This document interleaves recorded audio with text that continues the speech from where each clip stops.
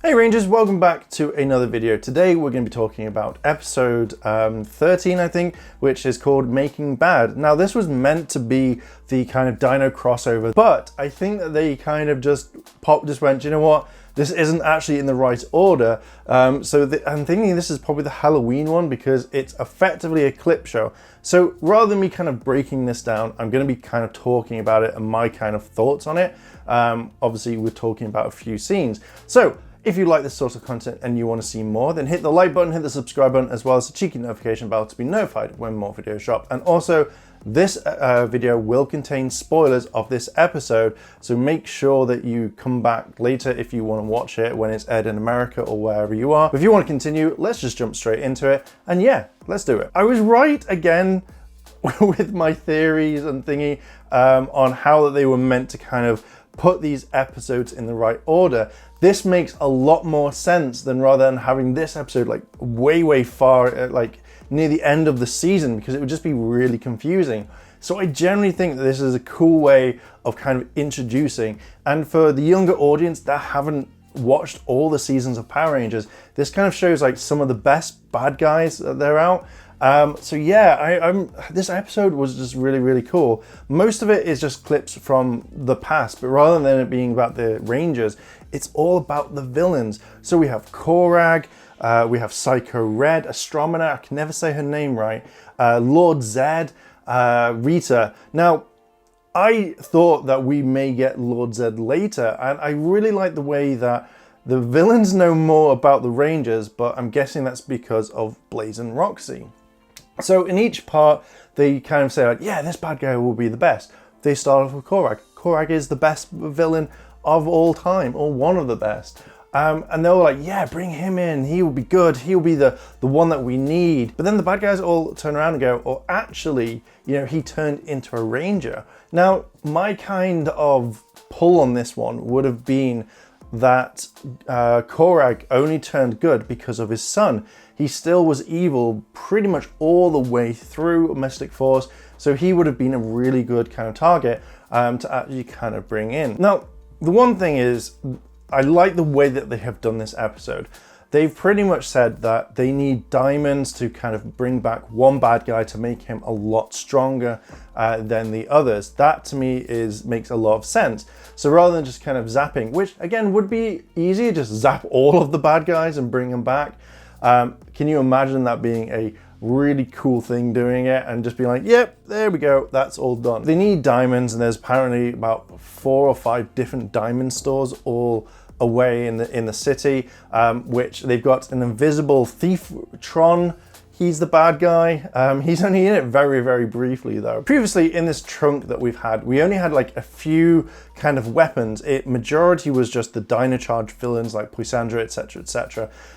So we see a better kind of look into it. Again, we didn't see the Z staff, which is Zed's staff, but in this one, I will probably do a breakdown video for it. We got Lord Zed's staff, a Psycho card as well, and it looks like some weapons from maybe Jungle Fury, as well as maybe some other weapons. So again, it'll be interesting to kind of break all this down later on. Now, one thing, so I've just quickly watched back the first clip, or the second clip with Andros and Zane, as well as like Corone, and they've completely changed all the voices. They're using the faces, but it just seems really kind of weird. Now, I'm guessing this is some sort of union thing that they can't use them, but you kind of think that because Hasbro owns the rights, they'd be able to show clips. Maybe they're kind of thinking it'll get taken down off YouTube or something like that. I think it might be the fact that if they reuse the voices, that they may have to pay the actors again. That's my kind of thought on this. So it's really kind of off-putting. I do love the fact that when they bring Astromina in and Roxy's like, yeah, she's the best, and she finds out she became a Ranger, she's like, oh, I don't want that. But you kind of think if you know your Ranger history, you'd know this straight away. Now, with Lord Zed, I know obviously with Robert passing, you think that you'd either use his voice in this, or you would find someone that sounded a lot like Lord Zed. But for this one, it's just like, I'm Lord Zed, I'm going to get you, hiya, hiya, that sort of thing. It also kind of reminded me of the female Toad in Rocco's Modern Life. which that to me was a bit, Even with Rita as well, she sounds way off, which, you know, again, I don't know why they just couldn't pay the actors again or say, we've got these clips, it's absolutely fine, we can use them. The last kind of part when they leave Lord Zed and Rita is the fact that they just say like, oh, if they bring back Lord Zed, he will turn on Evox, which we all know would happen, which I do like the fact that they put in there. For me, it kind of makes them think, yeah, you know, he would betray. Most of the bad guys would betray Evox anyway, but Lord Zed would probably be the top one that would do it. With the Rangers, they're kind of finding Thieftron. They defeat him quite easily over time. Like, it isn't much. Like, I feel that this one was just quite easy. Obviously the use of Sentai footage as well as American footage, it was just over. I think in this episode they really wanted to concentrate more on the villain aspect and kind of go through it. And as much as I hate clip shows, I like this one. I think this is the best one because it again shows all the villains and like kind of says like, this is the good points, but this is the bad points. With this one, they are using Poisandra and Cheerio just like they were in Dino Charge. And you kind of think that you wouldn't, in a way, that you would kind of work together to defeat the Rangers. But they're back to the old ways where they just go, hey, we want diamonds, you know, this is what we want. And you know they just want to be like, we're pretty, we've got diamonds. And then when someone takes those diamonds away, they'd be like, oh no! They decide to go to the last diamond manufacturers, where the biggest diamonds are going to be, after the Rangers have taken back the original diamonds.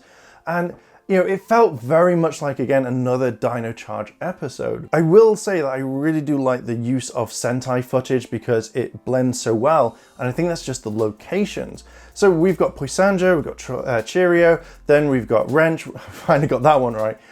We've got Fury, and they decide to attack the Beast Morpher Rangers, which again is a main thing, and you can tell that when they switch to Sentai footage, there's this whole big, massive thing in the background which they don't explain. And it is pretty much just film stuff, which to me is fine. I just really like the fact that they're using all of the film and it's not just pretty much like little segments like that we saw from the one. So if you haven't seen Goat Buster versus Q Ranger and stuff like that, the Great Dino War, basically, it's just the Dino Rangers and that's it. And there isn't any Beast Morphers or Go Buster stuff. So this is a really nice way of the kind of bringing it out, which I absolutely love. So as the Rangers do defeat all the Dino Charge bad guys, you know, they think that it's all done. But when we come back to the side dimension, my favorite part is when Evox just busts in and he's just like, look guys, I don't care what you think. Goldar is the best person to bring back. And they show some of the footage from I think maybe the first couple of episodes of MMPR where Goldar attacks. And again, his voice doesn't fit it. I can see it with the new one, which they do bring out, but the old one, it's just, you think that they could have used it for a few seconds. And again, they show Jason and he sounds nothing like it, but he's in this entire series. So it doesn't matter, you've paid him. He could instantly redub it for you.